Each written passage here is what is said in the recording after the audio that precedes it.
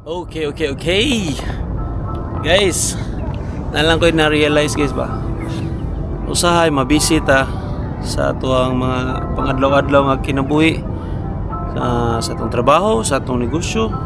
Usahay makalimot ta ba nga nangita ta kwarta aron maka-relax ta, aron maka hatag-tag panahon sa tuang mga pamilya.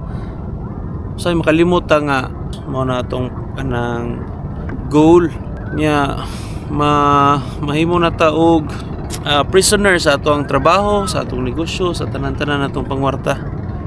Makalimot na ta og kanang mag-enjoy ba.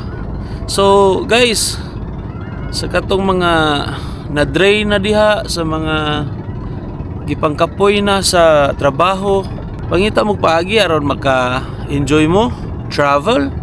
Karon ako nag-fishing, mo kat-kat pa mo og mga bukid na mga ibang mga tao po nga ganahan sa sila na guys. Camping, mag-swimming pa mo or sa inyong gusto guys.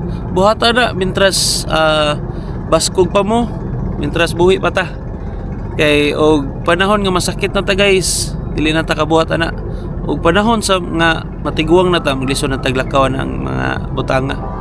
So guys, ayaw mo kalimot og enjoy life, live healthy, and paduol gyapon sa Ginoo guys. That's all. Okay.